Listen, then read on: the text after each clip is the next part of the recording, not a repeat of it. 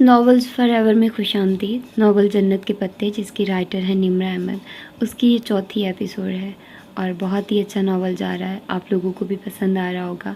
تو آئیے جلدی سے اس ایپیسوڈ کو سٹارٹ کرتے ہیں بغیر کسی دیر کی۔ ڈی جے خاموشی سے موبائل کے بٹن دباتی نمبر ملا رہی تھی۔ بٹنوں کی ٹو ٹو نے ڈروم کی خاموشی میں ذرا سا ارتعاش پیدا کیا تھا۔ کال کا سبز بٹن دبانے سے پہلے اس نے نظر اٹھا کر اپنے مقابل بیٹھی حیا کو دیکھا، جو پوری سنجیدگی سے اس کی طرف متوجہ تھی۔ مگر حیا، میں اسے کہوں گی کیا؟ یہی کہ حیا کو اپنا موبائل چاہیے اور وہ اسے واپس کر دے۔ مگر وہ واپس کیسے کرے گا؟ یہ اس کا مسئلہ ہے، تم کال ملاؤ، وہ جھنجھلا کر بولی۔ ڈی جے نے سر ہلا کر سبز بٹن دبایا، اسپیکر آن کر دیا اور فون اپنے لبوں کے قریب لے آئی۔ دوسری جانب طویل گھنٹیاں جا رہی تھی، وہ دونوں دم سادے گھنٹیاں سنتی گئی۔ پتہ نہیں تمہارا موبائل کدھر پڑا ہو، اسی کے موبائل پہ کر لیتے ہیں، شاید اس پہ وہ اٹھائے۔ تبھی کال اٹھا لی گئی۔ ہیلو، وہ جہان ہی تھا، ازلی مصروف انداز۔ السلام علیکم، میں ڈی جے خدیجہ بول رہی ہوں۔ دس از جہان۔ خدیجہ، ایسا ہے کہ یہ فون میرے پاس ہے، حیا ریسٹورنٹ میں بھول گئی تھی۔ وہ مصروف سا لگ رہا تھا، پیچھے بہت سے لوگوں کی بولنے کی آوازیں آ رہی تھی، شاید وہ ریسٹورنٹ میں تھا۔ مجھے پتہ ہے، اسی لیے تو کال کی ہے۔ اوکے، وہ گہری سانس لے کر بولا۔ حیا کدھر ہے؟ وہ مصروف تھی تو میں نے سوچا میں آپ سے بات کر لوں۔ بات کرتے ہوئے ڈی جے نے ایک نظر حیا پہ ڈالی، جو دم سادے کرسی کے کنارے پہ آگے ہو کر بیٹھی اسے دیکھ رہی تھی۔ جی کہیے۔ بات یہ تھی کہ میں اور حیا کل پرنسز آئی لینڈز، شہزادوں کے جزیروں جانے کا سوچ رہے تھے۔ انفیکٹ ہم پرنسز آئی لینڈ کے سب سے بڑے جزیرے بیوک ادا جائیں گے۔ حیا نے ناسمجھی سے الجھ کر اسے دیکھا، پھر نفی میں سر ہلا کر روکا، مگر وہ مزے سے کہے جا رہی تھی۔ اوکے، تو آپ کو فون چاہیے؟ نہیں، فون آپ اپنے پاس رکھیے، عیش کریے، ہمیں بس کمپنی چاہیے۔ ڈی جے ذلیل، وہ بنا آواز کے لب ہلا کر چلائی اور ڈی جے کی کہنی مروڑی، مگر ڈی جے ہاتھ چھڑا کر اٹھی اور دروازے کے قریب جا کر کھڑی ہوئی۔ کل تو ذرا میں بھی مصروف ہوں، آپ کے ساتھ نہیں چل سکوں گا۔ تو پرسوں صبح چلتے ہیں؟ نہیں، وہ ہاتھ سے اشارے کرتی اسے باز رکھنے کی کوشش کر رہی تھی۔ پرسوں تو مجھے شہر سے باہر جانا ہے، وہ کہہ رہا تھا۔ پھر جمعے کو میری ایک اہم میٹنگ ہے اور بیوک ادا میں تو پورا دن لگ جاتا ہے۔ پھر تو آپ ہفتے کو بھی مصروف ہوں گے، ڈی جے نے مایوسی سے کہا۔ تو دوسری جانب چند لمحے کی خاموشی چھا گئی۔ ان فیکٹ ہفتے کو میں واقعی فارغ ہوں۔ ٹھیک ہے، ہفتے کو میں آپ لوگوں کے ساتھ چل سکتا ہوں، وہ جیسے بادل نخواستہ تیار ہوا تھا۔ بس پھر ٹھیک ہے، ہم صبح والی گورسل سے کدی کوئی کی بندرگاہ پہ پہنچ جائیں گے۔ آپ بھی 7 بجے سے پہلے وہاں ہمارا انتظار کیجیے گا، وہاں سے ہم پھر اکٹھے فیری میں سوار ہوں گے۔ ٹھیک میڈم، اور ہاں، تب تک آپ ہمارا فون استعمال کر سکتے ہیں۔ میں آپ کا احسان تاعمر یاد رکھوں گا، وہ ذرا سا ہنس کر بولا۔ وہ فون بند کر کے واپس آئی تو حیا خاموشی سے اسے گھور رہی تھی۔ ڈی جے واپس کرسی پہ بیٹھی اور بڑے لاپرواہ انداز میں میز سے میگزین اٹھا کر صفحے پلٹنے لگی۔ کیا ضرورت تھی اسے ساتھ چلنے کا کہنے کی؟ ہم اکیلے بھی تو جا سکتے تھے۔ کیونکہ مجھے اس کے شادی شدہ ہونے میں بھی ابھی تک شک ہے۔ وہ اب ایک صفحے پہ رک کر بغور کوئی تصویر دیکھ رہی تھی۔ ویسے اس کی بیوی کہاں ہوتی ہے؟ یہیں استنبول میں، وہ بددلی سے پیچھے ہو کر بیٹھ گئی۔ اس کی کیا اپنی بیوی سے کوئی لڑائی ہے؟ کبھی ذکر نہیں کرتا اس کا۔ شاید میں نے اس موضوع پر کبھی بات نہیں کی۔ ویسے بھی جہان کا نکاح بچپن میں ہی ہو گیا تھا، اب پتہ نہیں اسے خود اپنے نکاح کا علم ہے بھی یا نہیں، کیونکہ وہ کبھی ذکر نہیں کرتا۔ شاید پھپھو نے اس سے چھپا رکھا ہو۔ بچوں والی باتیں کرتی ہو تم بھی، ڈی جے نے خفگی سے چہرہ اٹھا کر اسے دیکھا۔ آج کے دور میں کہاں ممکن ہے کہ کسی کا نکاح ہوا ہو اور اسے علم نہ ہو؟ یقیناً اسے پتہ ہوگا، مگر یہاں سوال یہ ہے کہ نکاح اس کا جس سے بھی ہو، مگر تم اس کی اتنی کیئر کیوں کرتی ہو؟ ڈی جے پھر مسکراہٹ دبائے رسالے کی طرف متوجہ ہو گئی تھی۔ کیونکہ اس کا نکاح مجھ سے ہوا تھا، وہ آہستہ سے بولی تو ڈی جے نے ایک جھٹکے سے سر اٹھایا۔ یعنی اوہ گاڈ، تمہارا اس سے نکاح ہوا تھا تو وہ تمہارا کیا لگا؟ سوتیلا ماموں لگا، وہ بگڑ کر بولی اور اپنے بنک کی طرف بڑھ گئی۔ اوہ مائی گاڈ، تم نے مجھے اتنی بڑی بات نہیں بتائی، ڈی جے ابھی تک بے یقین تھی۔ اب بتا تو دیا نا, اب جاؤ, کلاس کا ٹائم ہونے والا ہے اور میں آج کیمپس نہیں جاؤں گی. وہ اوپر اپنے بستر میں پھر سے لیٹ گئی اور کمبل منہ پر ڈال لیا. بہت ذلیل ہو تم حیا. اوہ گاڈ, وہ تمہارا ہسبینڈ ہے. ڈی جے ابھی ٹھیک سے حیران بھی نہ ہو پائی تھی کہ گھڑی پر نگاہ پڑی. ارے 8 بج گئے. وہ میگزین پھینک کر اٹھی اور کھڑکی کے سامنے جا کر کھڑی ہوئی. پھر سلائیڈ کھول کر چہرہ باہر نکالے, لبوں کے گرد دونوں ہاتھوں کا پیالہ بنائے, آواز بلند چلائی, گڈ مارننگ ڈی جے. نینے. دور نیچے سے کسی لڑکے نے جوابی ہانک لگائی تھی. ذلیل. وہ جل کر اور زور سے چلائی. چپ کرو, مجھے سونے دو. حیا نے تکیا کھینچ کر اسے دے مارا, مگر وہ اسی کھڑکی کے پاس کھڑی صدائیں لگاتی رہی. وہ یونیورسٹی کی عمارت کی بیرونی سیڑھیاں اتر رہی تھی جب اس کا موبائل بجا. وہ وہیں تیسری سیڑھی پہ رکی, فائل اور کتابیں دوسرے ہاتھ میں منتقل کی اور باری باری کوٹ کی دونوں جیبیں کھنگالی. پھر اندرونی جیب میں ہاتھ ڈالا اور چنگھاڑتا ہوا موبائل باہر نکالا.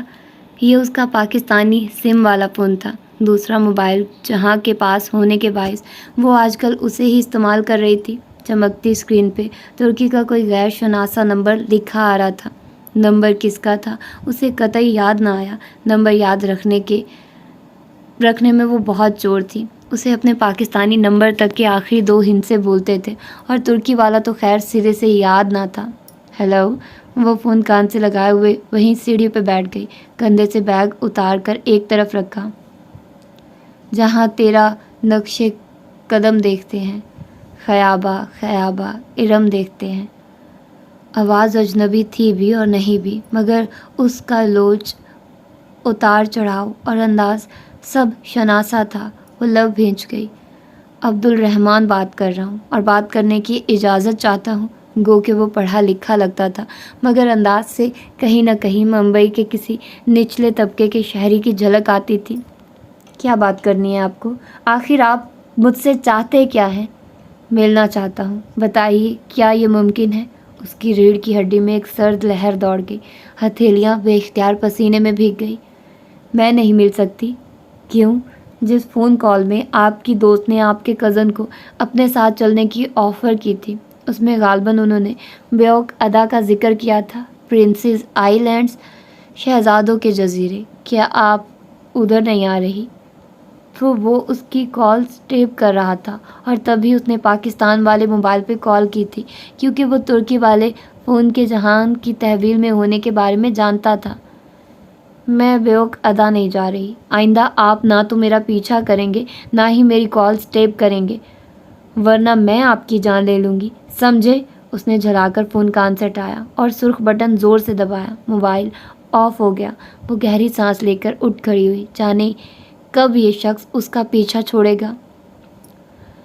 سمندر کی جھاگ بھری نیلی لہروں پر سے ہوا سرسراتے ہوئے گزر رہی تھی. وہ دونوں فیری کی بالکنی میں کھڑے سامنے سمندر دیکھ رہے تھے, جہاں قدرے جھک کر ریلنگ پکڑے کھڑا تھا اور حیا گردن سیدھی اٹھائے لب بھینچے سامنے افق پہ دیکھ رہی تھی. ڈی جے ابھی کیمرہ لیے بالکنی کے دوسرے سرے تک گئی تھی, سو ان دونوں کے درمیان خاموشی چھا گئی تھی. وہ جب سے کدی کوئے کی بندرگاہ پہ فیری میں سوار ہوئے تھے تب سے آپس میں بات نہیں کر رہے تھے. فیری ویسے بھی کھچا کھچ بھرا تھا, جگہ ڈھونڈنے میں ہی اتنا وقت صرف ہو گیا. فیری کی نچلی منزل میں دو چاروں طرف سے شیشوں سے بند تھی, پر جڑے تمام صوفے اور کرسیاں بھرے تھے. سو وہ بلائی منزل پہ آ گئے جو اوپن ایئر تھی, کھلا سا وسیع احاطہ جہاں ہر طرف صوفے اور کرسیاں تھیں, مگر ایک نشست بھی خالی نہ تھی. ان کو بالآخر فیری کے کنارے پہ بنی تنگ سی بالکنی میں کھڑے ہونے کی جگہ ملی. وہ اتنی تنگ تھی کہ سمندر کی جانب رخ کر کے ایک وقت میں ایک بندہ ہی ریلنگ کے ساتھ کھڑا ہو سکتا تھا. بالکنی کی گیلری لمبی تھی اور لوگوں کی ایک طویل قطار وہاں کھڑی تھی. وہ دونوں بالکل دائیں طرف کے کونے میں تھے. ہوا بے حد سرد تھی, پھر بھی جہاں سیاہ سویٹر کی آستین کونیوں تک موڑے ہوئے تھا, مگر اسے بے حد سردی لگ رہی تھی کہ اس نے سیاہ لمبے اسکرٹ کے اوپر صرف وہی سرمئی سویٹر ہی پہن رکھا تھا. سو اب سیاہ اسٹول کو سختی سے کندھوں کے گر لپیٹ کر بازو سینے پہ باندھ رکھے تھے. گیو می سم سن شائن, گیو می سم رین. حیا کے بائیں جانب ریلنگ پکڑے انڈین لڑکیوں کا ایک گروپ کھڑا تھا۔ وہ لڑکیاں بہت سی تھیں، وہ کندھے سے کندھا ملا کر کھڑی تھی اور ان کی قطار بلکنی کے دوسرے سرے تک جاتی تھی۔ وہ کسی اسٹڈی ٹور پہ استنبول آئی ہوئی تھی اور اب چہرے کے گرد ہاتھوں کا پیالہ بنائے آواز بلند لہک لہک کر گیت گا رہی تھی۔ تم اس روز بغیر بتائے اٹھ کر چلی گئی۔ تمہیں پتہ ہے میں کتنی دیر استقلال اسٹریٹ میں تمہیں ڈھونڈتا رہا؟ وہ ریلنگ پہ جھکا سمندر کی لہروں کو دیکھتے ہوئے کہنے لگا۔ تو نہ ڈھونڈتے؟ حیا نے بے نیازی سے شانے اچکائے۔ ہوا سے اس کے بال اڑ اڑ کر جہاں کے کندھے کو چھو رہے تھے، مگر وہ انہیں سمیٹنے کا تکلف بھی نہیں کر رہی تھی۔ اتنا غصہ؟ جہاں نے گردن موڑ کر حیرت سے اسے دیکھا۔ وہ تنے ہوئے نقوش کے ساتھ سامنے دیکھتی رہی۔ ایسا بھی کچھ نہیں کہا تھا میں نے۔ اگر تمہیں خود شرمندگی نہیں ہے تو میں کیوں دلاؤں؟ میری جگہ کوئی بھی ہوتا تو وہ یہی پوچھتا۔ مجھے کسی اور سے کوئی سروکار نہیں ہے۔ سی گرلز کا ایک غول پر پھڑپھڑاتا ان کے سامنے سے گزرا تھا۔ جہاں سیدھا ہوا اور ہاتھ میں پکڑی روٹی کا ٹکڑا توڑ کر فضا میں اچھالا۔ ایک بڑے سے سمندری سیگل نے بگلے نے فضا میں ہی غوطہ لگا کر اسے اپنی چونچ میں دبا لیا۔ وہ خاموشی سے پانی کی نیلی سطح کو دیکھتی رہی۔ پانی میں گلابی جیلی فش تیر رہی تھی۔ ان کے سر پانی کے اندر ہی تھے، مگر وہ اتنا شفاف تھا کہ وہ واضح دکھائی دیتی تھی۔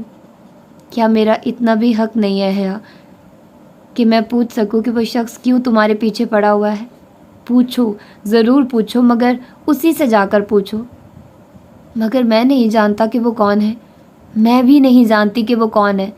آج وہ جہان کے لیے وہی حیا سلمان بن گئی تھی جو وہ ہر ایک کے لیے تھی۔ خود کو جس شخص کے سامنے جھکا لیا تھا، اب اسی کے سامنے اٹھانا بھی تھا۔ جینے دو، کچھ پل تو جینے دو، وہ لڑکیاں لہک لہک کر گا رہی تھی۔ ڈی جے بھی کہیں ان کے ساتھ تھی۔ اچھا، آئی ایم سوری۔ وہ رخ موڑ کر اس کے بالکل مقابل آ کھڑا ہوا اور روٹی کا بچا ہوا ٹکڑا اس کی طرف بڑھایا۔ حیا نے نگاہ اٹھا کر اسے دیکھا تو وہ ذرا سا مسکرایا۔ ایک لمحہ لگا تھا اسے پگھلنے میں اور وہ پگھلی ہوئی موم کا ڈھیر بن گئی۔ بہت دھیرے سے وہ مسکرا دی، خود سے کیے سارے وعدے بھول گئے۔ اوکے، اس نے روٹی کا ٹکڑا کھینچ کر توڑا اور اڑتے ہوئے بگلے کی سمت پھینکا۔ اس نے اسے فضا میں ہی پکڑ لیا۔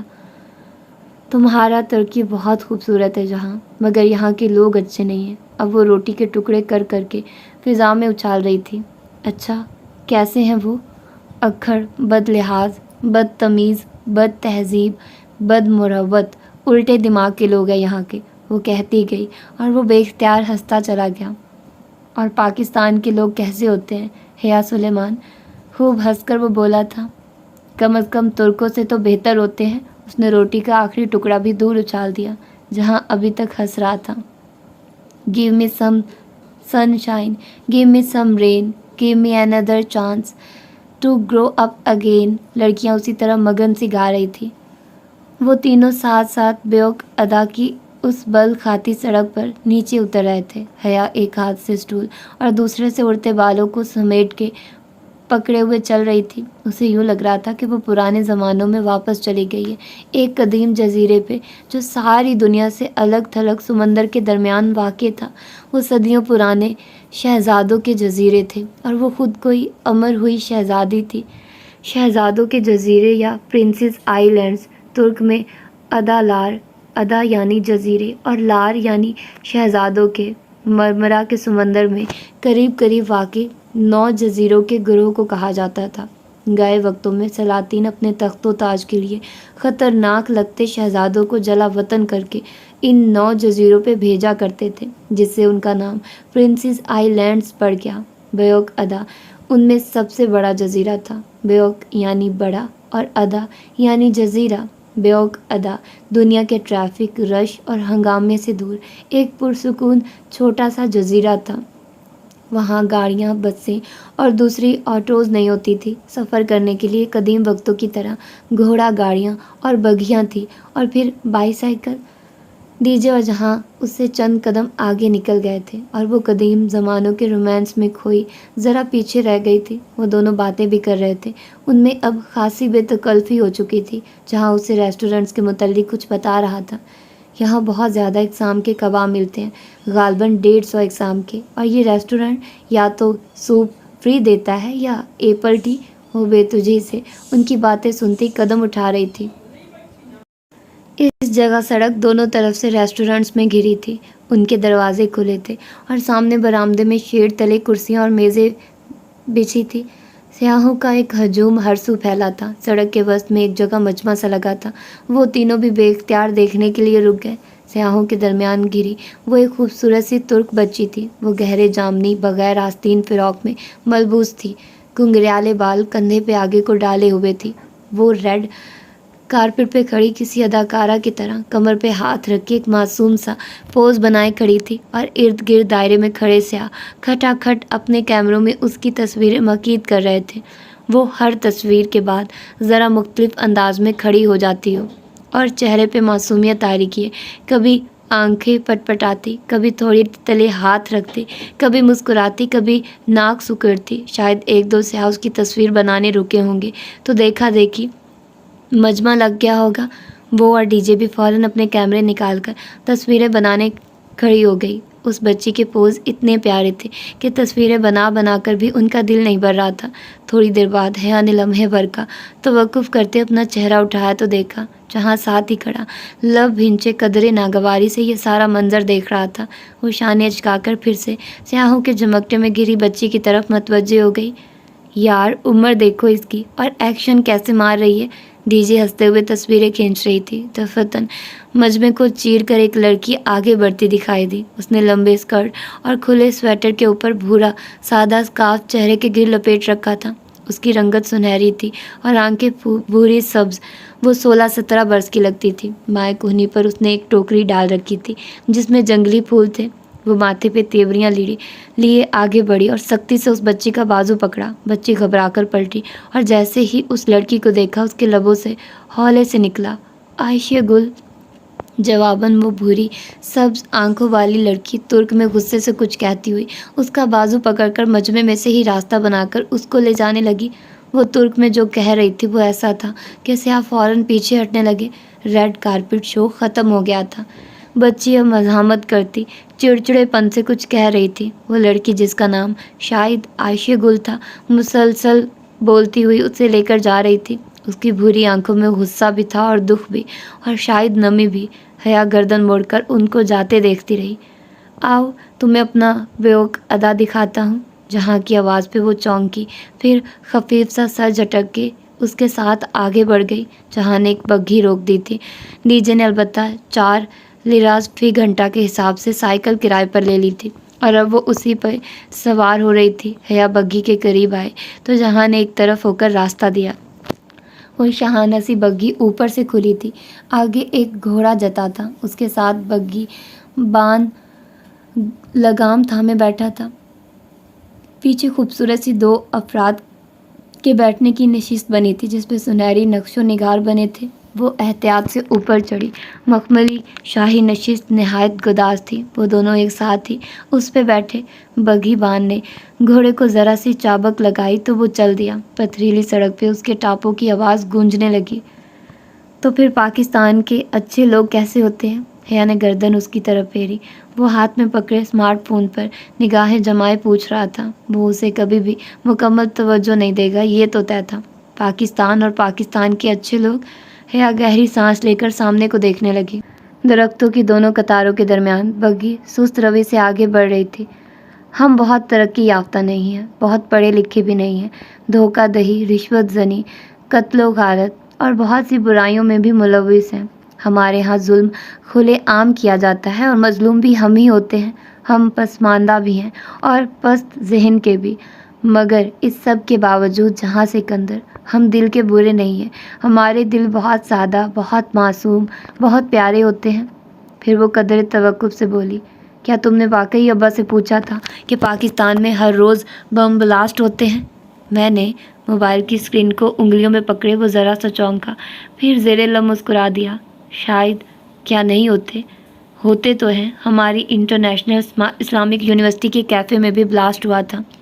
اس دن ہماری ایک فیئر ویل پارٹی تھی اور ہم فرینڈز پلاس سے 10 منٹ پہلے کیفے سے نکلی تھی۔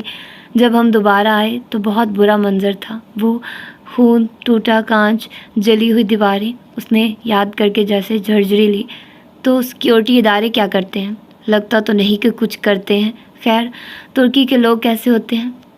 میں تو ایک غریب سا ریسٹورنٹ اونر ہوں، ورکنگ کلاس کا ایک مزدور صفت شخص جس کو مصروفیت کے باعث گھومنے پھرنے کا وقت بھی نہیں ملتا، اور باوجود اس کے کہ میرے گھر سے بیوک ادا تقریباً 2 گھنٹے کی مسافت پر ہوگا، میں 3 سال بعد ادھر آیا ہوں۔ واقعی؟ اس نے حیرت سے پلکیں جھپکائے۔ جہان نے شانے اچکا دیے۔ وقت ہی نہیں ملتا۔ میں نے بچت کے لیے ریسٹورنٹ میں ورکرز کم سے کم رکھے ہوئے ہیں، اس لیے کام کا بوجھ بہت بڑھ جاتا ہے۔ وہ اسی طرح اسکرین کو دباتا مسلسل کام کر رہا تھا۔ بگھی سڑک کی ڈھلوان سے نیچے اتر رہی تھی۔ بل کھاتی سڑک کے دونوں اطراف بہت خوبصورت بنگلوں کی قطاریں تھیں۔ سڑک کے کنارے کتے ٹہلتے پھر رہے تھے۔ یہ تختہ کمزور ہے۔ دفتن جہان نے اپنے جوگر سے نیچے موجود تختہ تھپتھپایا اور پھر جھکا۔ پلیز جہان، ساری دنیا کی ٹوٹی چیزیں تمہارا ہیڈک نہیں ہے۔ اچھا؟ وہ جو جھک رہا تھا قدرے خفگی سے سیدھا ہوا اور پھر سے موبائل پہ کچھ لکھنے لگا۔ فون رکھ بھی دو۔ مادام، آپ یہ مت بھولا کریے کہ آپ ایک غریب ورکر کے ساتھ ہیں جو اگر ایک دن کا آف لے گا تو سارے آرڈرز میں ہیر پھیر ہو جائے گی۔ اس بیچارے کو بہت سے کام یوں ہی آن دی موو بھگتانے پڑتے ہیں، اور وہ یہ بھی جانتا ہے کہ ان تمام محنتوں کے باوجود وہ اگلے 10 سال تک بھی بیوک ادا کے ان بنگلوں جیسا آدھا بنگلہ بھی نہیں بنا سکتا۔ اس کے کہنے پہ حیا نے لاشعوری طور پر سڑک کے دونوں اطراف بنے بنگلوں پہ نگاہ دوڑائی اور ایک لمحے کو ٹھٹک کر رہ گئی۔ دائیں اطراف جہاں کے اس جانب جس بنگلے کے سامنے سے بگھی گزر رہی تھی وہ اتنا عالی شان اور خوبصورت تھا کہ نگاہ نہیں ٹکتی تھی۔ 4 منزلہ سفید اونچے ستونوں پہ وہ محل یوں شاہانہ انداز میں کھڑا تھا جیسے کوئی ببر شیر اپنے پنجوں پہ بیٹھا ہوتا ہے۔ اس کے چھوٹے سے باغیچے کے آگے ایک لکڑی کا سفید گیٹ تھا۔ بگھی آگے بڑھ گئی تو وہ گردن موڑ کر دیکھنے لگی۔ سفید محل کی لکڑی کے گیٹ پہ نام کی ایک تختی لگی تھی جس پہ قدیم لاطینی ہجوں کے انداز میں لکھا تھا AR پاشا۔ اس کے دل کی دھڑکن لمحے بھر کو رکی تھی۔ اس کے انداز پر جہاں نے پڑھ کر اس گھر کو دیکھا تھا۔ اب کیا تم ابھی سے میری جیب کا مقابلہ ان بنگلوں کے ساتھ کرنے لگی ہو؟ وہ چونکی، پھر اس گیٹ کو دیکھا جو اب دور ہوتا جا رہا تھا۔ نہیں تو۔ وہ سر جھٹک کر آگے دیکھنے لگی۔ پھر کتنی ہی گلیوں سے وہ خاموشی سے گزرے، یہاں تک کہ ایک جگہ جہاں نے ترک میں کچھ کہہ کر کوچوان سے بگھی رکوا دی۔ ہم نے پورے جزیرے کا چکر لگانا تھا، پھر ابھی سے کیوں رک گئے؟ وہ اترنے لگا تو حیا بول اٹھی۔ نماز۔ جہاں نے سامنے مسجد کی جانب انگلی سے اشارہ کیا۔ اچھا۔ وہ سر ہلا کر اٹھی، ایک ہاتھ روڈ پہ رکھا اور احتیاط سے پاؤں نیچے پیڈل پہ رکھ کر اتری۔ جہاں پہلے ہی اتر کر مسجد کے دروازے کی طرف بڑھ گیا تھا۔ مسجد چھوٹی مگر صاف ستھری تھی۔ جہاں مردوں والے حصے میں چلا گیا تو وہ وضو کر کے عورتوں کے پریئر ہال میں آ گئی۔ ہال کے ایک کونے میں ایک لڑکی بیٹھی تھی، اس کے سامنے ایک بچی اسی کے انداز میں بیٹھی دھیمی آواز میں کچھ کہہ رہی تھی۔ حیا نے گیلے بازوؤں کی آستین نیچے کرتے ہوئے بغور ان دونوں کو دیکھتی رہی۔ یہ وہی دونوں لڑکیاں تھیں جو ابھی 2 گلیاں چھوڑ کر سڑک پر اسے نظر آئی تھی۔ جامنی فراک والی چھوٹی بچی اور دوسری بھورے اسکارف والی سنجیدہ لڑکی۔ بچی منت بھرے شکایتی انداز میں اس لڑکی کے گھٹنے کو جھنجھوڑتی کچھ کہے جا رہی تھی، مگر وہ لڑکی جس کا نام شاید عائشہ گل تھا نفی میں سر ہلاتی گویا مسلسل اس کی تردید کیے جا رہی تھی۔ وہ دونوں دھیمی آواز میں باتیں کر رہی تھی۔ حیا اسٹول کو چہرے کے گرد لپیٹتے ہوئے ان دونوں کو دیکھے گئی۔ انہوں نے اسے نہیں دیکھا تھا، شاید وہ آپس میں مشغول تھی۔ وہ جب نماز پڑھ کر اٹھی تو دیکھا وہ بچی ابھی تک اس لڑکی کو منا رہی تھی اور شاید اپنی کوشش میں کامیاب نہیں ہو رہی تھی۔ اس کی آواز دھیمی اور زبان انجان تھی، مگر کبھی کبھی وہ بے بس بھرے انداز میں چیخ کر ذرا زور سے عائشہ گل پلیز کہہ اٹھتی تو حیا کو سنائی دے دیتا۔ ایک آخری نگاہ ان دونوں پہ ڈال کر وہ باہر آ گئی۔ مسجد کے برآمدے میں وہ تنہا نماز پڑھ رہا تھا۔ حیا ننگے پاؤں چلتی ہوئی برآمدے تک آئی اور ستون کے ساتھ ٹیک لگا کے کھڑی ہو گئی۔ ہوا سے اس کا سر پہ لیا اسٹول سر کی پشت تک پھسل گیا تھا۔ سامنے چند قدم کے فاصلے پر وہ سجدے میں جھکا تھا، نیلی جینز اور اوپر سیاہ سویٹر۔ جہان سکندر کا مخصوص لاپرواہ سا حلیہ۔ وہ ایک مسکراہٹ کے ساتھ سر ستون سے ٹکائے اسے دیکھے گئی۔ وہ اب سجدے سے اٹھ کر تشہد میں بیٹھ رہا تھا، ہر کام پھرتی سے کرنے والا۔ جہان سکندر کی نماز بہت ٹھہری ہوئی اور پرسکون تھی۔ وہ جو کہ اس سے ذرا پیچھے کھڑی تھی تو یہاں سے اس کا صرف ہلکا رخ ہی نظر آتا تھا، گردن کی پشت اور چہرے کا ذرا سا دایاں حصہ۔ وہ گردن جھکائے تو حد پڑ رہا تھا، پھر اس نے دائیں رخسام کے لیے گردن موڑی تو حیا کو بالآخر اس کا چہرہ نظر آیا۔ وہ زیر لب مسکراتے اسے دیکھے گئی۔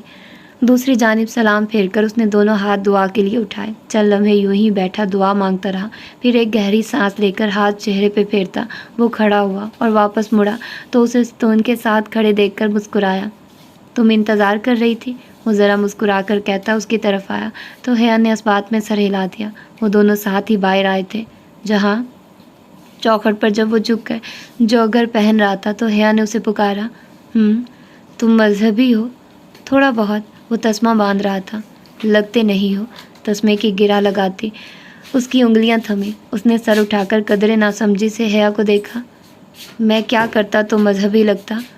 وہ تو مجھے نہیں پتا۔ ویسے تم نے دعا میں کیا مانگا؟ میں نے زندگی مانگی۔ وہ تسمہ بند کر کے اٹھ کھڑا ہوا۔ زندگی؟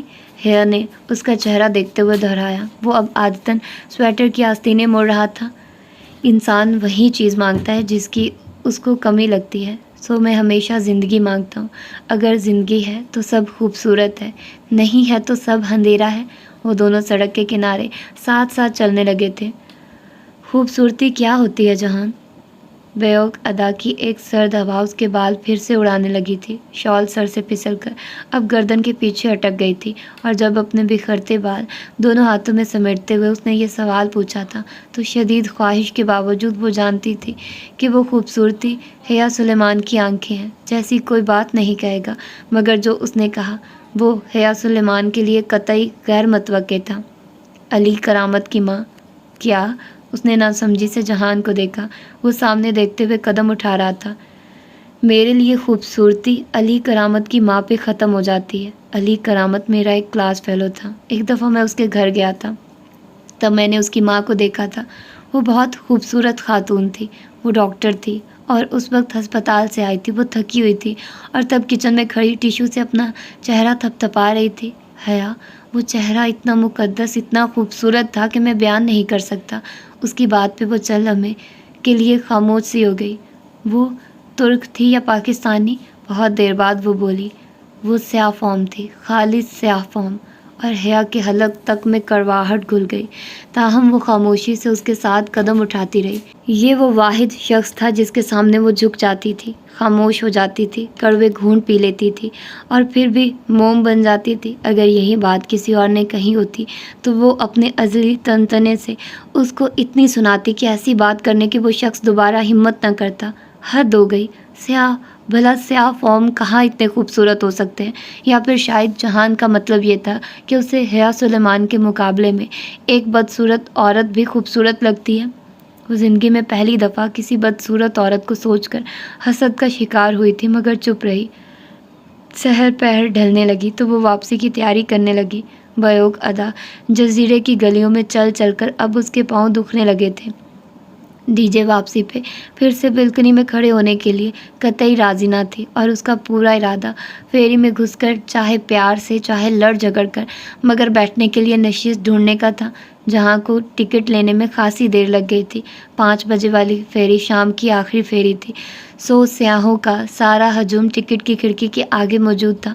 اب اس کے بعد اگلا جہاز رات کے 8 بجے چلنا تھا، اور پھر اگلی صبح تک کوئی جہاز نہیں چلتا تھا۔ جو رہ گیا وہ جزیرے پہ رات بسر کرے یا پھر تیر کر واپس جائے۔ اگر تم دونوں اسی رفتار سے چلتی رہی تو فیری نکل جائے گی اور تمہیں واقعی تیر کر واپس جانا پڑے گا۔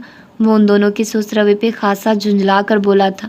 جواباً وہ قدرے خفت سے ذرا تیز چلنے لگی۔ بندرگاہ خچا خچ سیاحوں سے بھری ہوئی تھی۔ وہ تینوں اس رش میں بامشکل راستہ بناتے آگے بڑھ رہے تھے۔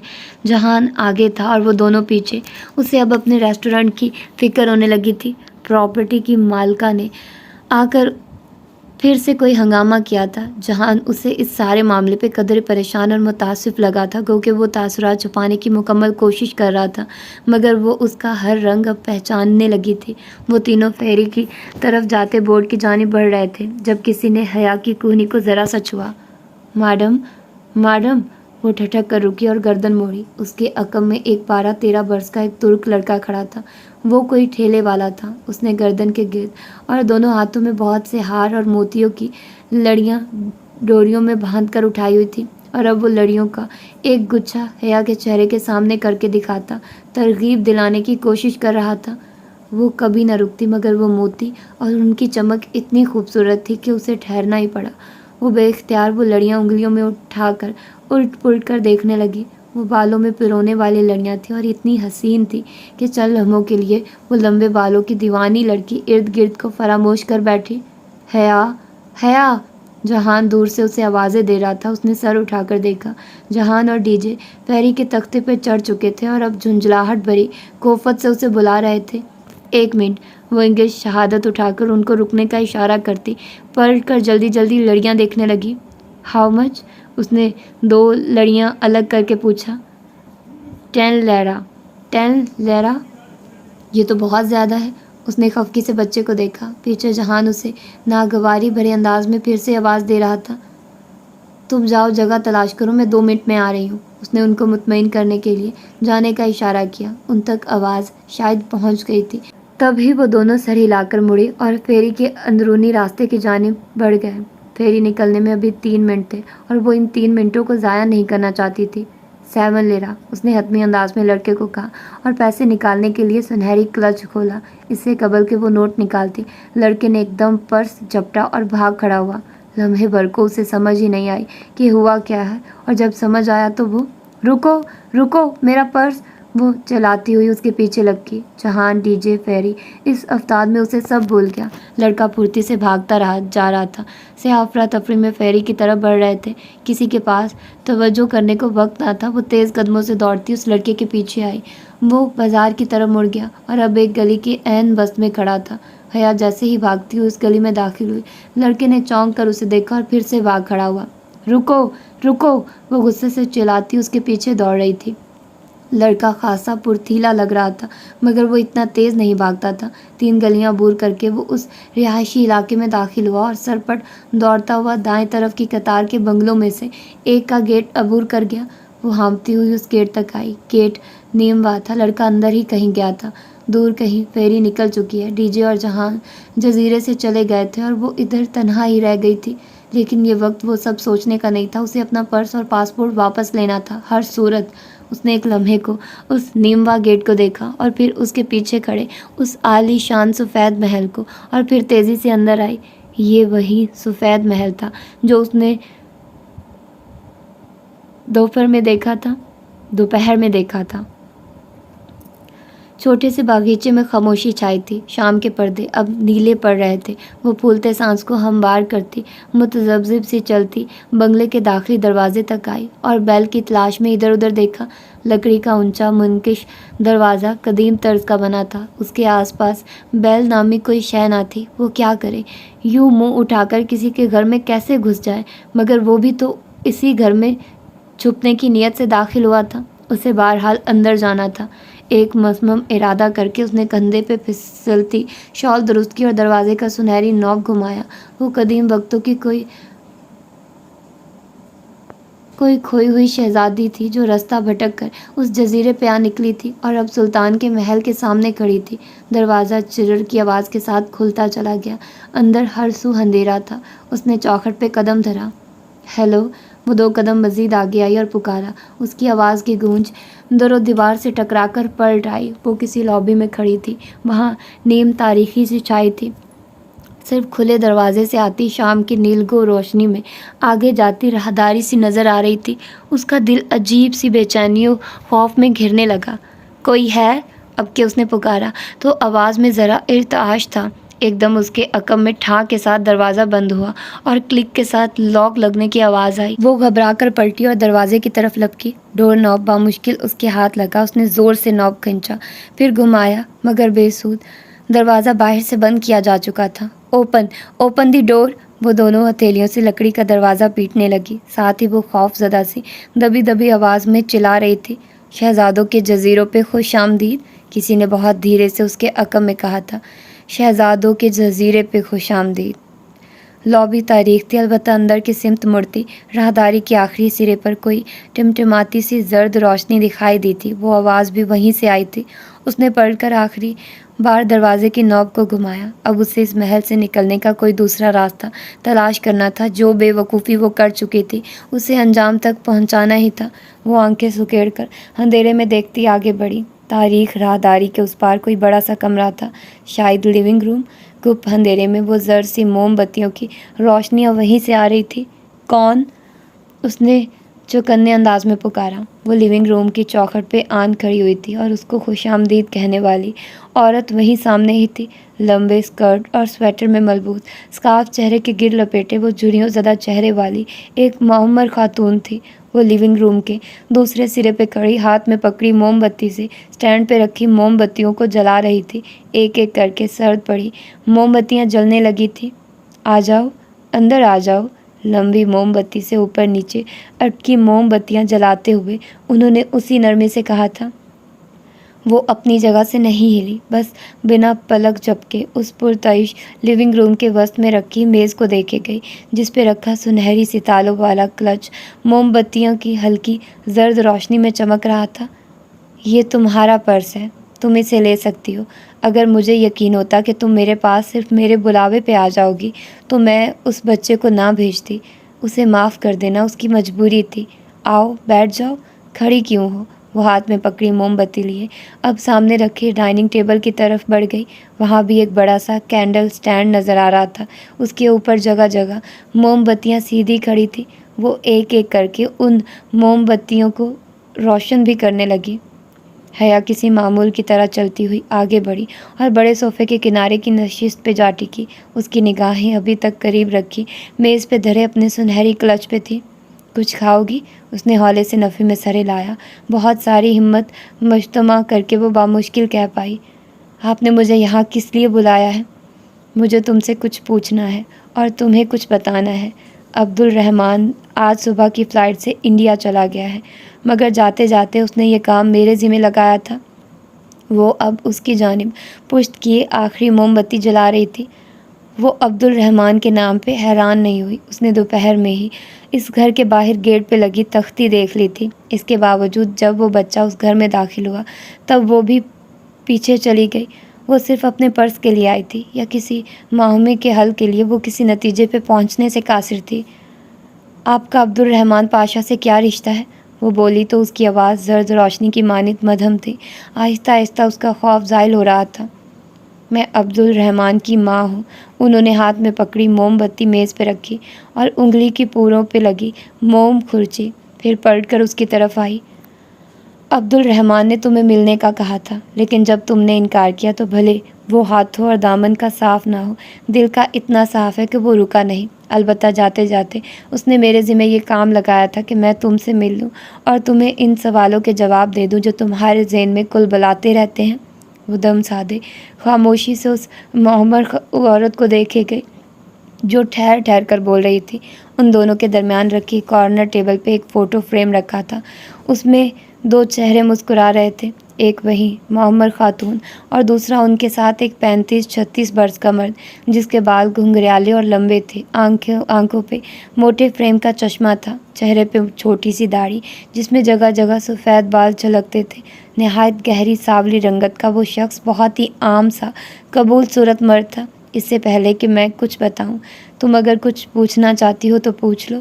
हया ने फ़ोटो फ्रेम से निगाह हटाकर उनको देखा जो मुस्कुराती पुरशफ़क़त निगाहों से उसे देख रही थी। वो दरवाज़ा बंद होने पर डर गई थी, मगर अब उस डर का शाइबा तक नहीं था। अब्दुल रहमान पाशा मुझे फूल क्यों भेजता है? सफ़ेद फूल जो शायद दुश्मनी की अलामत होते हैं। उसके सवाल पर वो हौले से मुस्कुराई। हर शख्स का अपना एक अंदाज़ होता है। शायद वो इस तरह फूल इसलिए भेजता है ताकि तुम्हें चौंकाए, तुम्हारी तवज्जो हासिल करे। मगर वो मुझे कैसे जानता है? उसने अपनी उलझन सामने रखी जो उसको मुसलसल परेशान किए हुए थी। मैं तुम्हें यही बताना चाहती थी। उन्होंने एक गहरी सांस ली। दिसंबर में तुमने किसी चैरिटी इवेंट में शिरकत की थी। वो इस्लामाबाद में उस वक्त उसी होटल में था। वहाँ उसने तुम्हें पहली बार देखा था और उसी रात पहली बार तुम्हें फूल भेजे थे। एकदम से उसकी 2-2.5 माह की बेचैनी का इख्तिताम हो गया। उसे فوراً سے یاد آ گیا جس رات اسے سبانجی کی طرف سے سلیکشن کی میل آئی تھی، اسی دوپہر اس نے چیریٹی لنچ اٹینڈ کیا تھا جو زارا کی کزن کی کسی اسٹوڈنٹ فیڈریشن کے تعاون سے منعقد کیا گیا تھا۔ اس میں شہر کے کئی بزنس مین اور دیگر بااثر شخصیات نے شرکت کی تھی۔ وہ اور زارا بھی یوں ہی چلی گئی تھی۔ یقیناً اسے عبدالرحمن پاشا نے وہیں دیکھا ہوگا، یہ ممکن تھا۔ تمہیں وہ ڈولی نامی خواجہ سرا تو یاد ہوگا، اسے عبدالرحمن نے ہی تمہارے طاقو پہ لگایا تھا۔ ڈولی اس کے آبائی گھر کا پرانا ملازم ہے، برسوں سے ہمارے ساتھ ہے، اور وہ صرف تمہاری مدد کے لیے تمہارے پیچھے آتا تھا۔ جہاں تک تعلق ہے اس میجر کا جس کو تم نے اس کی ماں اور بہن کے سامنے بے عزت کیا تھا، اس کی مدد بھی عبدالرحمن نے تمہاری ویڈیو ہٹوانے کے لیے ہی کی تھی۔ یہ الگ بات ہے کہ اس وقت عبدالرحمن اس بات سے لا علم تھا کہ وہ میجر کرنل گیلانی کا بیٹا ہے۔ کرنل گیلانی جانتی ہو کون ہے؟ اس نے زیر سے نفی میں سر ہلایا۔ کرنل گیلانی وہ تھے جس کو تمہارے پھوپھا نے ملک چھوڑتے ہوئے اپنے کیس میں پھنسا دیا تھا۔ بے گناہ ہوتے ہوئے بھی کرنل گیلانی نے کئی سال سزا کاٹی اور گو کہ وہ بعد میں رہا ہو گئے تھے۔ انہوں نے قید کی صحبتوں میں لگنے والی بیماریوں کے ہاتھوں زندگی ہار دی۔ اس میجر کی شادی ہونے والی ہے۔ اس نے تمہیں صرف اپنے کسی ذاتی منصوبے کے لیے پھنسانا چاہا تھا، مگر تم بے فکر رہو، وہ اب تمہیں تنگ نہیں کرے گا۔ تو یہ تھا سارا کھیل، ایک بااثر شخص کے اپنی محبت کو پا لینے کے لیے استعمال کردہ کچھ مہروں کی کہانی۔ ساری گتھیاں سلجھ گئی تھیں۔ اب آپ مجھ سے کیا چاہتی ہیں؟ وہ ذرا سرد لہجے میں بولی۔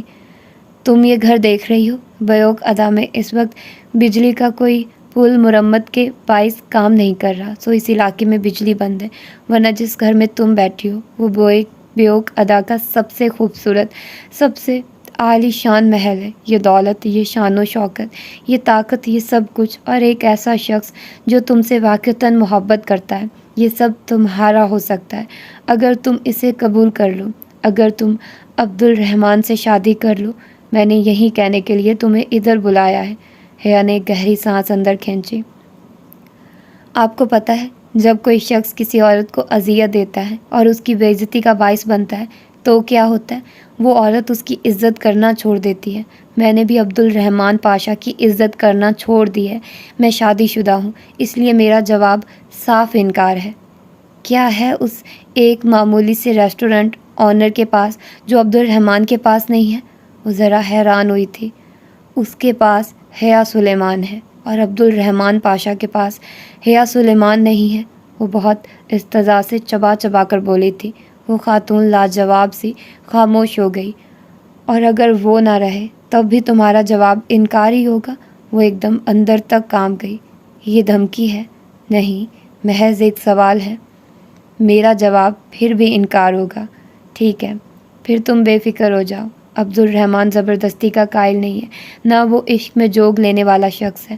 وہ آج کے بعد نہ تمہیں فون کرے گا، نہ تمہارا پیچھا کروائے گا، نہ ہی تمہارے راستے میں آئے گا۔ ویسے بھی وہ 2-2.5 ماہ سے قبل انڈیا سے واپس نہیں آ پائے گا، اور اس کے آنے تک تم جا چکی ہوگی۔ اس نے مجھ سے کہا تھا کہ اگر تمہارا جواب انکار میں ہو تو میں تمہیں اس چیز کی گارنٹی دے دوں کہ وہ تمہیں اب کبھی پریشان نہیں کرے گا۔ تم جا سکتی ہو۔ آخری فیری 8 بجے نکلے گی۔ اگر تم چاہو تو ٹکٹ کے پیسے۔ بہت شکریہ، میرے پاس پیسے ہیں۔ اس نے اپنا کلچ اٹھایا اور تیزی سے اٹھی۔ سنو، تم اچھی لڑکی ہو، کبھی دوبارہ بیوق ادا آنا ہو تو ادھر ضرور آنا، مجھے تم سے مل کر خوشی ہوگی۔ مگر مجھے نہیں ہوگی۔ وہ واپس پلٹ گئی۔ نیم تاریخ راہداری کے دوسرے سرے پہ بنے دروازے کا نوب اس نے گھمایا تو وہ کھل گیا۔ وہ دروازہ کھول کر باہر آ گئی۔ پتھر بن جانے کے خوف سے اس نے پیچھے مڑ کر نہیں دیکھا۔ باہر شام کی نیلگوں روشنی ڈوب رہی تھی، ہر سو اندھیرا چھانے لگا تھا۔ وہ دروازہ بند کر کے آگے روش پہ آئی۔ اسی پل باہر سے کسی نے سفید گیٹ کھولا۔ نیم اندھیرے میں بھی اسے وہ دونوں صاف نظر آ رہی تھی۔ وہ ترک میں باتیں کرتی، ہاتھ میں ہاتھ ڈالے چلی آ رہی تھی۔ وہی گہرے جامنی فراق والی بچی اور بھورے اسکارف والی بڑی لڑکی جس کے بازو میں جنگلی پھولوں سے بھری ٹوکری تھی، وہ مگن سی بچی کا ہاتھ تھامے چلی آ رہی تھی۔ اسے سامنے سے آتا دیکھ کر ٹھٹک کر رکی۔ حیا تیز قدموں سے آگے بڑھ گئی۔ بھورے اسکارف والی لڑکی رک کر گردن موڑے اسے جاتے دیکھے گئی۔ بچی نے اسے جھنجھوڑا تو وہ چونکی، پھر سر جھٹک کر اندر کی طرف جاتے آب نوسی دروازے کی جانب بڑھ گئی۔ حیا تیز تیز قدم اٹھاتے ہوئے سڑک کے کنارے چل رہی تھی۔ سمندر کی طرف سے آتی ہوا مزید سرد ہو چلی تھی۔ نیلگو سیاہ پڑتی شام دم توڑ رہی تھی۔ جب تک وہ واپس بندرگاہ پر پہنچی، شام اندھیرے میں بدل چکی تھی۔ تاریک رات، ویران سمندر، پراسرار جزیرہ، اس کا دل چاہ رہا تھا کہ کوئی محفوظ جگہ ملے تو وہ پھوٹ پھوٹ کر رو دے۔ ابھی تو وہ رونے کی ہمت بھی نہیں کر پا رہی تھی۔ رات کی فیری کتنے بجے آئے گی؟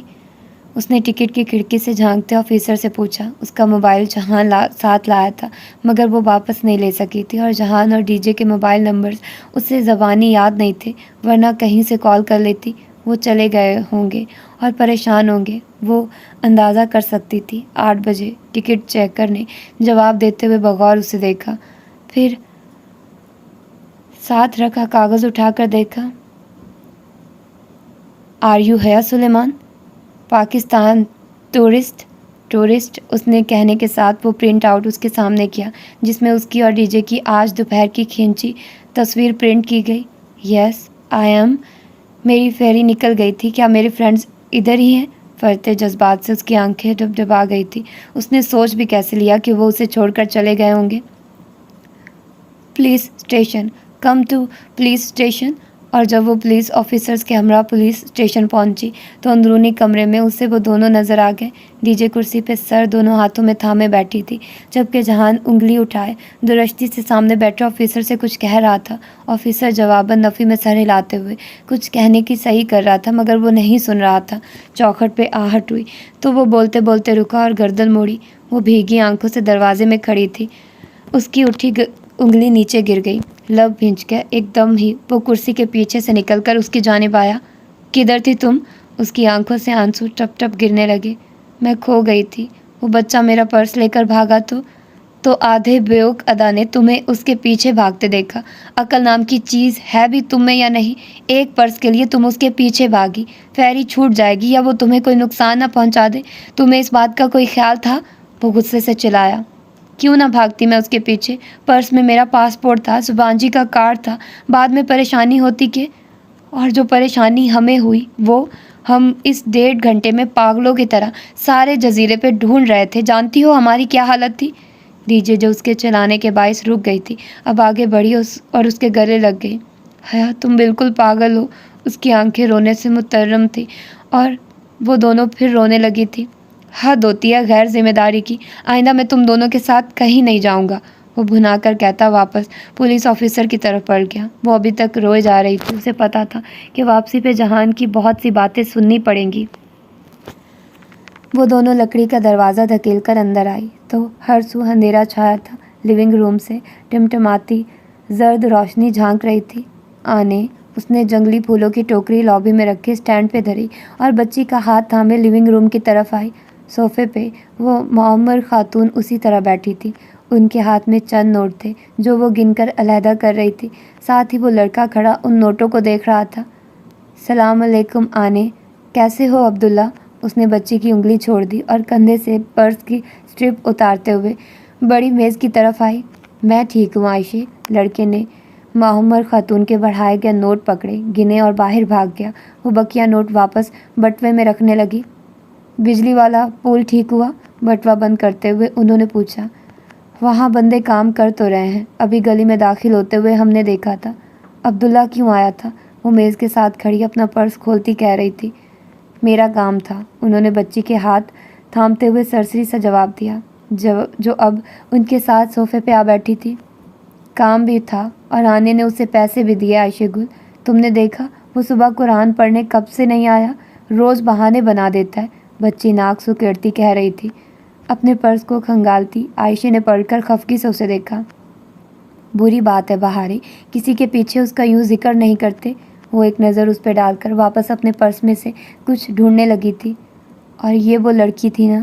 چل ہمیں موم کی طرح پگھل کر گر گئے تو اس نے پرس کی چیزیں ہاتھ سے الٹ پلٹ کرتے ہوئے پوچھا۔ ادھر کیوں آئی تھی؟ یہ عبدالرحمن کے مسئلے ہیں، وہ خود ہی نپٹا لے گا، انہوں نے ٹالنا چاہا۔ اچھا، وہ اداسی سے ہنسی، یعنی مسئلہ ابھی تک نپٹا نہیں ہے؟ کیا کہہ رہی تھی؟ صاف انکار۔ انہوں نے گہری سانس لی۔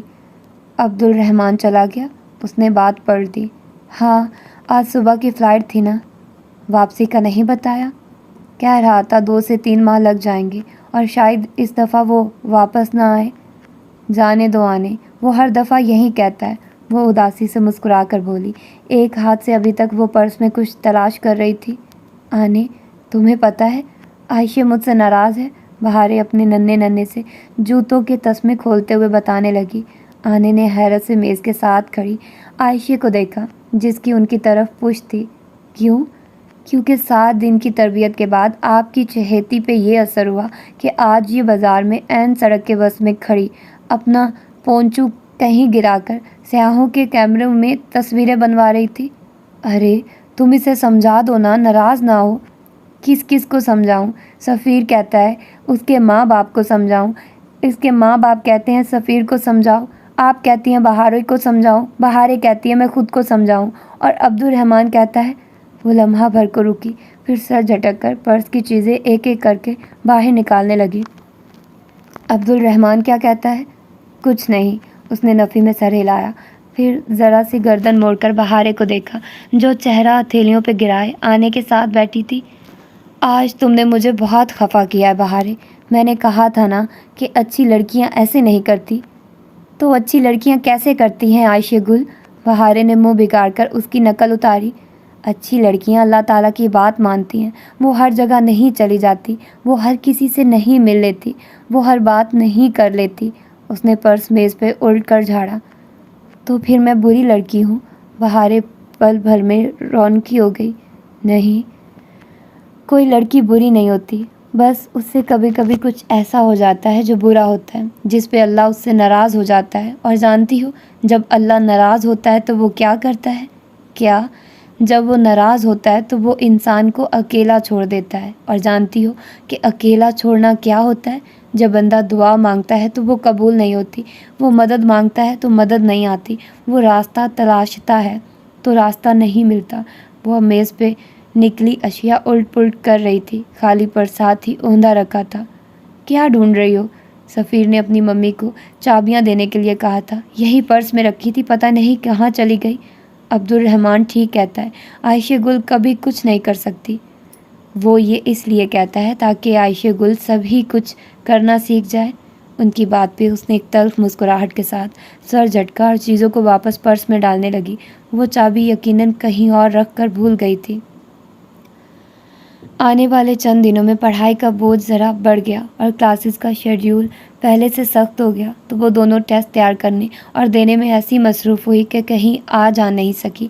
وہ وسط مارچ کے دن تھے، استنبول پہ چھایا قہر ٹوٹ رہا تھا اور باہر کی رسیلی ہوا ہر سو گلاب اور ٹیولپس کھلا رہی تھی۔ اب صبح سویرے گھاس پہ برف کی جمی سفید تہ نظر نہیں آتی تھی اور سوانجی کا سبزہ اپنے اصل رنگ میں لوٹ رہا تھا۔ ایسے ہی ایک دن ان دونوں نے ٹاپ کپی پیلس جانے کا پروگرام بنایا، مگر اسی وقت حالے آ گئی۔ اس کے پاس دوسرا پروگرام تھا، میلو کینٹ میں میلاد ہو رہا ہے، چلو گی؟ کیوں نہیں، اس بہانے تھوڑا سا ثواب ہی کما لیں گے، ورنہ میں نے اور حیا نے ایسے کوئی نیکی کرنی نہیں ہے۔ ڈی جے اپنا پرس بند کرتے ہوئے بولی تھی۔ ویسے ربیع الاول ختم ہو چکا ہے، یہ ہونے والا ہے، ہو چکا ہے، یہ اسٹوڈنٹس کا میلاد ہے اور پڑھائی کے باعث ملتوی ہوتا جا رہا تھا، اس لیے اتنا لیٹ کیا ہے۔ اب چلو۔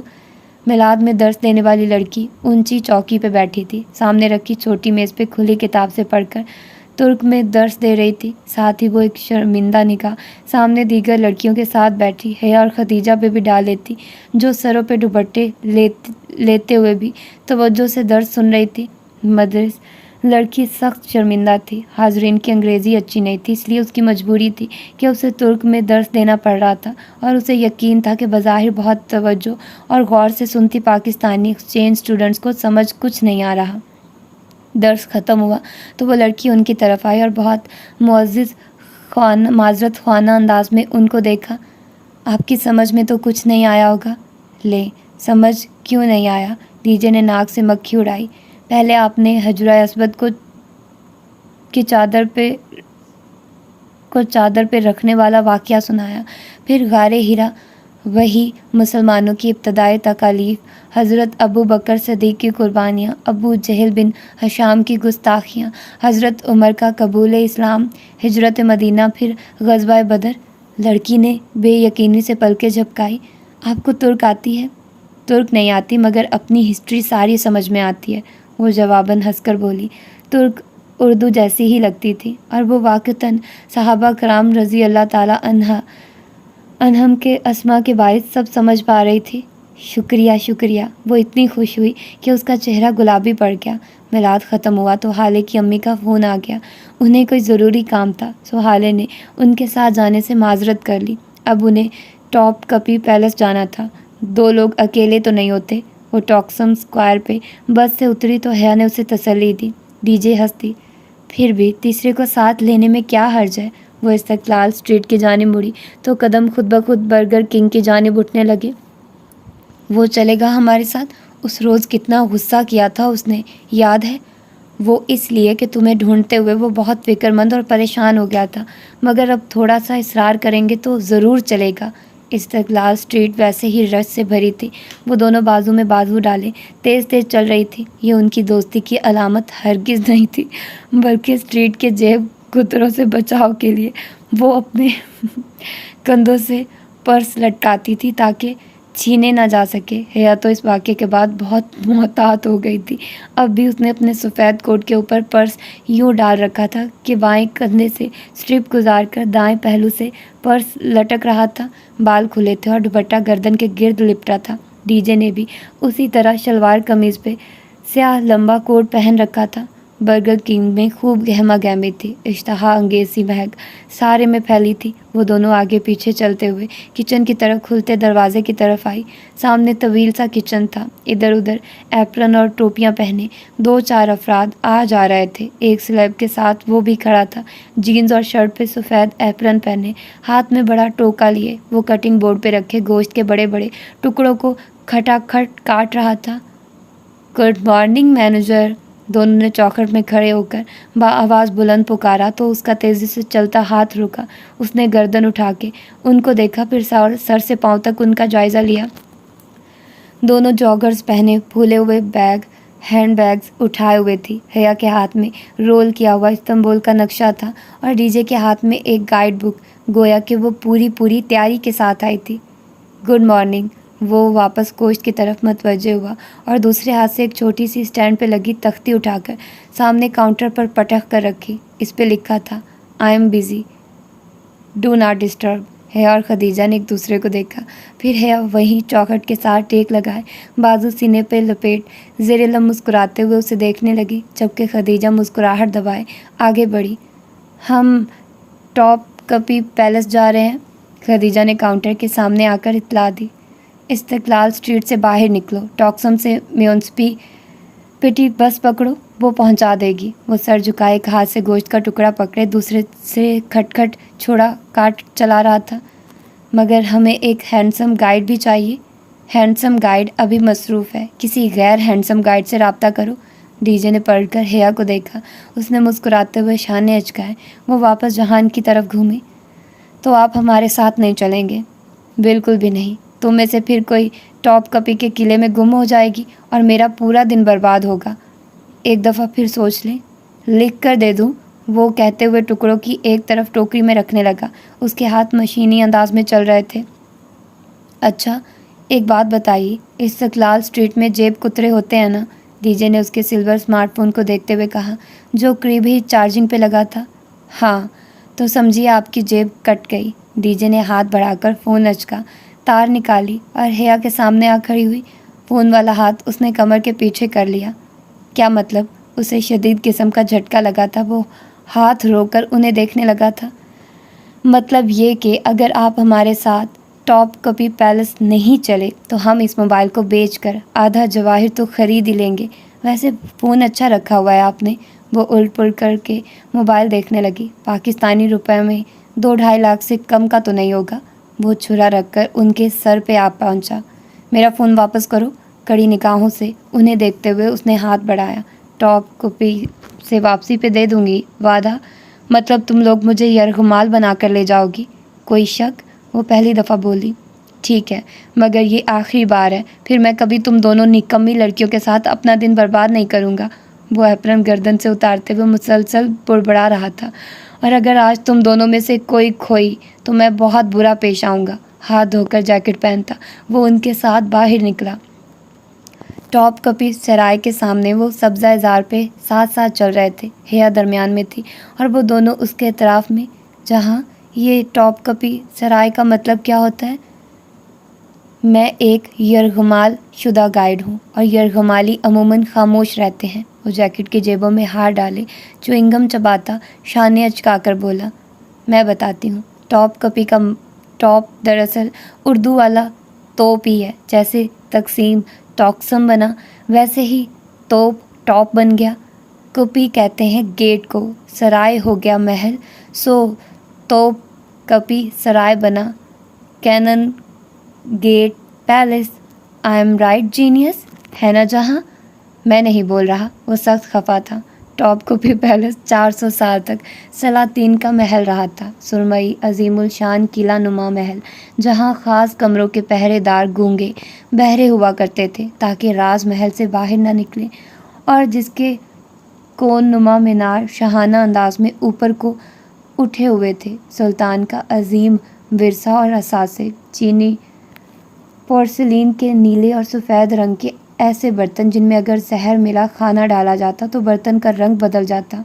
86 करात के जवाहरात से मज़य्यन सुल्तान के शाही लिबास निगाहों को खैरा करते थे। ये मनहूस गार्ड हमारे सर पे ना खड़ा होता तो मैं किसी तरह 2-4 हीरे तो तोड़ ही लेती। लीजिए। उन आंखें चंधिया देने वाले कीमती पत्थरों को देखकर सख्त मलाल में घिर चुकी थी। पवेलियन ऑफ हॉली मेंटल के हिस्से में दीनी तबरकात थे।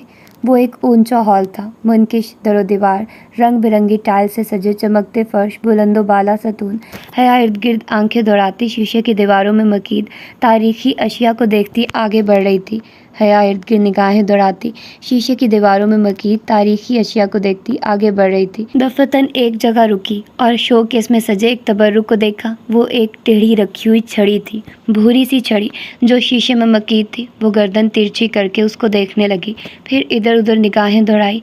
कैप्शन सामने ही लिखा था, स्टाफ ऑफ मूसा, हज़रत मूसा अलैहिस्सलाम का असा। उसकी आंखें पूरी तरह खुल गई, लब भी नीमवा हो गए। लम्हे भर बाद वो दूर खड़ी डीजे का बाजू तकरीबन दबोच कर उसे इधर लाई। डीजे, ये हज़रत मूसा अलैहिस्सलाम का असा है। रियली? उसने बेयकीनी से पलकें झपकी। मगर ये इनके पास कैसे पहुंचा? वो दोनों घूम फिर कर हर जाविये से उसको देखने लगी। जहान भी जेबों में हाथ डाले खामोशी से चलता उनके पास आ खड़ा हुआ था।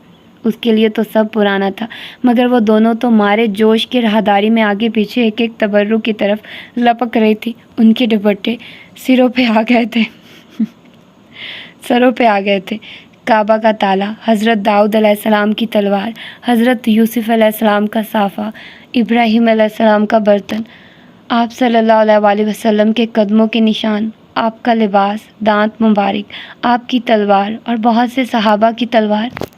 डीजे, क्या ये शीशे की दीवार गायब नहीं हो सकती और हम इस तलवार को छू नहीं सकते? वो दोनों नबी पाक सल्लल्लाहु अलैहि वसल्लम की तलवार के सामने खड़ी थी। कोई ऐसा मकनातीसी असर था उस तलवार में के मुकाबिल को बांध देता था। मगर हम इस काबिल कहाँ हैं हया? खदीजा ने ताज्जुब से सर हिलाया। वो अभी तक यूं ही उस तलवार को देख रही थी। अगर हम इसको छू सकते तो जानती हो क्या होता? 14 सदियों का फासला एक लम्स में तय हो जाता। मगर हमारे ऐसे नसीब कहाँ, जहाँ ये सब तबरुकात असली है ना? जहान ने धीरे से शाने अचकाए। मैंने कभी ना इन पे रिसर्च किया, ना कोई रिसर्च पढ़ा। कौमी इम्कान है कि ये सब असली है। कहने वाले कहते तो हैं कि मुसलमान के रेलिक्स तबरुकात भी उतने ही नकली हैं जितने ईसाइयों के, मगर अल्लाह बेहतर जानता है। ये असली हैं। मेरा दिल गवाही दे रहा है कि ये सब हमारे अंबिया से वाबस्ता रहने वाली अशिया हैं। तहरीक खिलाफत इन्हीं मुतबरकात और मकामात मुकदमा के तहफ़्फ़ुज़ के लिए चलाई गई थी। डीजे को माशरतिया उलूम की का भूला बसरा सबक याद आ गया। टॉप की पैलेस में खूब घूम फिर कर जब वो बाहर निकले तो जहान ने अपना मोबाइल वापस मांगा। ये लें, क्या याद करेंगे और फिक्र ना करें। हम ना कोई छेड़छाड़ नहीं की। सिक्योरिटी लॉक कोई पासवर्ड होता तो मैं खोलने की ज़रूर कोशिश करती, मगर आपने तो फिंगरप्रिंट एंट्री लगा रखी है। डीजे के हाथ से फ़ोन लेते हुए वो मुस्कुराया था, टॉप कॉपी के साथ, एक रेस्टोरेंट से जहाँ ने उनको बहुत अच्छा सा खाना खिलाया, तुर्की का अब तक का बेहतरीन खाना। और खाने के दौरान ही खदीजा सर दर्द शिकायत करने लगी। जब तक खाना ख़त्म हुआ वो बहुत पसमर्दा सी लगने लगी थी। उसका सर एकदम ही दर्द से फटने लगा। मेरा ख्याल है मैं वापस ड्रोम जाकर रेस्ट करूं। तुम लोग अकेले घूमो फिरो। उसकी तबीयत वाकई ख़राब लग रही थी, सो उन्होंने उसे जाने दिया। वो चली गई तो वो दोनों टॉप कपी पैलेस की पिछली तरफ आ गए। वहाँ एक वसी और अरीज़ सफ़ेद संगमरमर के चमकते फर्श वाला बरामदा था, जिसे ऊंचे सफ़ेद सतूनों ने थाम रखा था। बरामदे के आगे फासले फासले पर चौकोर चबूतरे से बने थे, जिनके सामने टेरेस की तरह चंद गज चौड़ा खुला अहाता था। उसके आगे ऊंची सफ़ेद मंडेर बनी थी। वहाँ खड़े होकर मंडेर पे कूनियाँ रखकर देखो तो नीचे बहता मरमरा का झाग उड़ाता समंदर दिखाई देता था। वो जगह इतनी खूबसूरत थी कि दिल चाहता इंसान सदियों तक वहाँ बैठा समंदर देखता रहे। थक गए हो? दोनों सतून के साथ टेक लगाए चबूतरे के किनारे बैठे थे जब हया ने पूछा। उसे जहान ज़रा थका थका लगा था। नहीं, मैं ठीक हूँ, ज़रा सा बुखार है शायद। उसने खुद ही अपना माथा छुआ, फिर इस्बात में सर हिलाते हुए जैकेट की जेब से गोलियों की डिब्बी निकाली।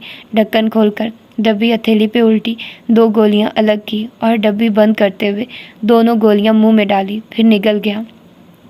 मेरे पास पानी था। वो अपना पर्स खोलने लगी, लेकिन तब वो निकल चुका था। तुम ठीक हो?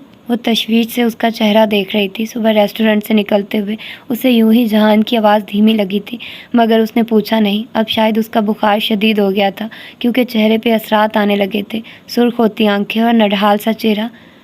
बस मैंने देख लिया समंदर, अब वापस चलते हैं। तुम्हें घर जाकर रेस्ट करनी चाहिए। घर जाते जाते घंटा लग जाएगा। मैंने अभी दवाई ली है, इसका असर होने में ज़रा वक्त लगेगा। अभी यहीं बैठते हैं। वो नफ़े में सर हिलाते हुए थकान से कह रहा था। चल लम्हे खामोशी से बीत गए।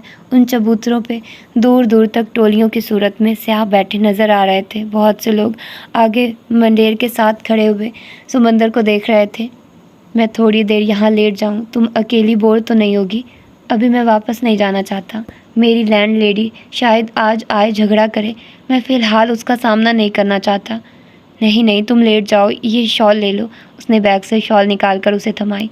वहाँ ठंडी हवा बहुत तेज़ थी। ये शॉल वो और डीजे बतौर पिकनिक मैट के इस्तेमाल करती थी। थैंक्स। वो सतून के साथ फर्श पे लेट गया। आंखों पे बाजू रखे वो गर्दन तक शॉल कम्बल की तरह डाले। कब सो गया उसे पता नहीं चला। उसे यकीनन बहुत सर्दी लग रही थी। वो उससे एक जीना नीचे आ बैठी थी। हर चंद लम्हे बाद गर्दन मोड़कर ऊपर जहान को देख लेती थी। वो सो चुका था। समंदर की लहरों का शोर वहाँ तक सुनाई दे रहा था। वो अपना तुर्की वाला मोबाइल निकालकर यूं ही इनबॉक्स नीचे करने लगी। वहाँ चंद दिन पहले का एक SMS अभी तक पड़ा था। उसने उसका जवाब नहीं दिया था और कई दफ़ा पढ़ लेने के बावजूद मिटाया नहीं था। वो बेयोग अदा से वापसी के अगले रोज़ इंडिया के एक गैर शनासा मोबाइल नंबर से आया था। मुझे आपके जवाब से खुशी नहीं हुई, मगर मैं आपकी राय का एहतराम करता हूँ। आज के बाद आपसे कभी राब्ता नहीं करूँगा। जो तकलीफ़ मैंने आपको पहुँचाई, इसके बदले में अगर आप मुझे माफ़ कर दें तो ये आपकी बढ़ाई होगी। और अगर कभी आपको इस्तांबुल में कोई मसला हो, सरकारी काम हो या गैर सरकारी काम, कानूनी गैर कानूनी, मुझे सिर्फ़ एक SMS कर दीजिएगा, आपका काम हो जाएगा। ARP। इस पैगाम के बाद उस शख्स ने वाक़तन कोई राब्ता नहीं किया था। वो अब इस्तांबुल में बहुत आज़ादी से, बहुत मुतमईन दिलो दिमाग के साथ घूमती थी। उसे पहले की निस्बत अब ARP से डर नहीं लगता था, मगर उस वक्त वो पैगाम दोबारा पढ़ते हुए उसके जहन में एक ख्याल कोंदे की तरह लपका। उसने पढ़कर एहतियात से जहान को देखा। वो आंखों पे बाजू रख के सो रहा था। वो वापस सीधी हुई और रिप्लाई का बटन दबाया। इस पैगाम का जवाब उसे कभी ना कभी तो देना ही था। उसने सोचा था कि खूब गौर व फिक्र करके कुछ ऐसा लिख कर भेजेगी कि वो मुड़ के भी नहीं और दोबारा वो भड़के भी नहीं और दोबारा उसका पीछा भी ना करे। सो अचानक उसे एक अजीब सा ख्याल आया था। जहान को सिर्फ बुखार नहीं था, वो परेशान भी था। उसे वो बेयोग अदा वाले ट्रिप के मुकाबले में ज़रा कमज़ोर लगा था। गर्दिश मुआश के झमेलों में फंसे उस इंसान की वो एक मदद कर सकती थी, तो इसमें आखिर हर्ज ही क्या था। وہ کافی دیر سوچتی رہی، پھر اس نے جواب ٹائپ کرنا شروع کیا۔ آپ کی وسیع النظری کا شکریہ۔ مجھے واقعتاً استنبول میں ایک کام درپیش ہے۔ اگر آپ میری مدد کریں تو میں اسے آپ کی طرف سے پہنچائی جانے والی اذیت کا مداوع سمجھوں گی۔ اس نے پیغام بھیج دیا۔ اب وہ خاموشی سے بیٹھی سمندر کی لہریں دیکھنے لگی۔ وہ بیوق ادا اس کے گھر بھی تو چلی گئی تھی، اور جب دروازہ بند ہوا تھا تو اسے لگا تھا وہ ایک سنگین غلطی کر چکی ہے، مگر اس غلطی کا نتیجہ بہت اچھا اور اطمینان بخش نکلا تھا۔ اسے احساس تھا کہ اب بھی اس نے غلطی کی ہے، اور اس کا نتیجہ… ایک دم فون کی گھنٹی بجنے لگی۔ وہ چونکی اور موبائل سامنے کیا۔ وہی انڈیا کا غیر شناسہ نمبر تھا۔ وہ تو سمجھی تھی کہ ٹیکسٹ پہ بات ہو جائے گی، بہت ہے، مگر اسے اندازہ نہیں تھا کہ وہ فون کر لے گا۔ وہ موبائل سنبھالتی اٹھ کر سامنے منڈیر کے پاس چلی آئی۔ اگر وہ یہاں کھڑے ہو کر بات کرے گی تو جہان تک آواز نہیں پہنچے گی۔ ہیلو، اس نے فون اٹھایا۔ زہ نصیب، آج آپ نے ہمیں کیسے یاد کر لیا؟ وہی عامیانہ سا مسکراتا لب و لہجہ۔ اسے اپنی حرکت پہ شدید پشیمانی ہوئی تھی۔ ایک کام تھا، وہ احتیاط سے نپے تلے لہجے میں کہنے لگی، اور بہتر ہوگا کہ ہم کوئی بیکار کی بات کرنے کے بجائے کام کی بات کریں۔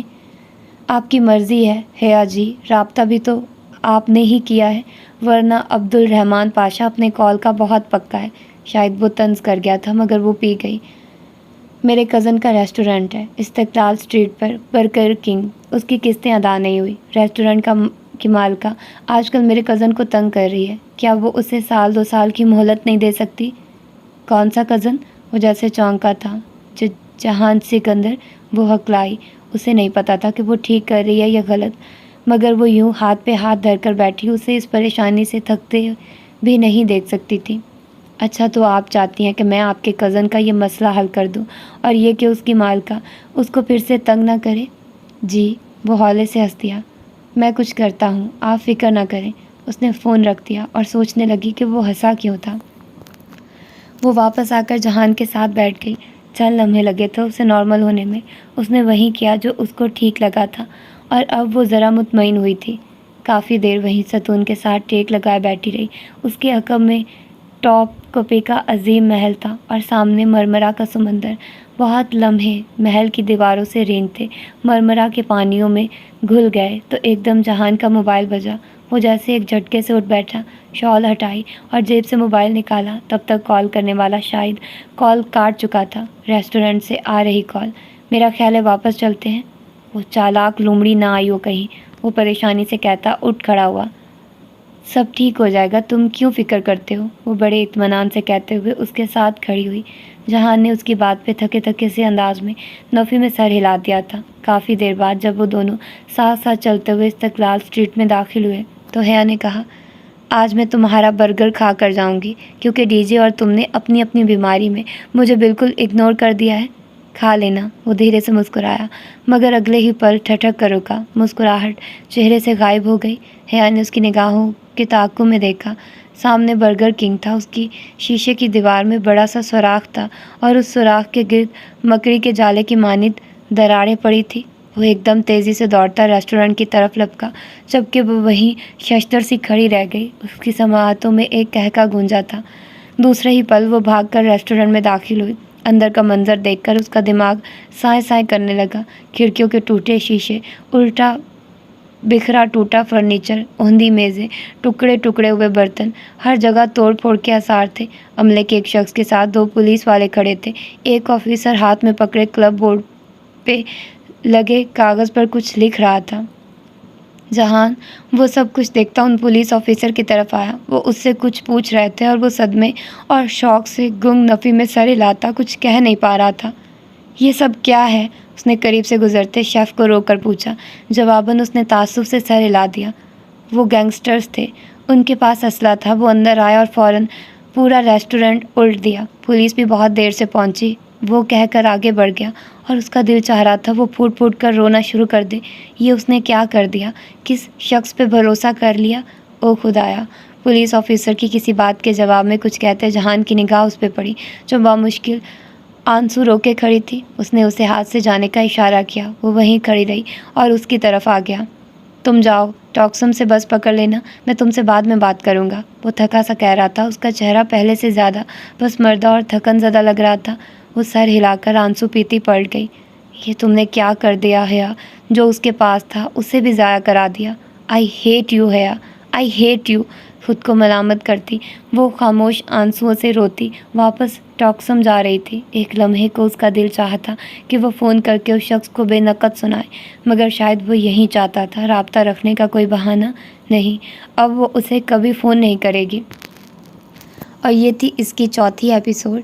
یقیناً آپ لوگوں کو پسند آئی ہوگی۔ نیچے دیے گئے چینل کے لنک پر آپ لوگ کلک کیجئے اور اس چینل کو سبسکرائب کر لیجئے۔ کچھ ہی دنوں بعد آپ لوگوں کو وہاں پر اس کی اگلی ایپیسوڈ ملیں گی۔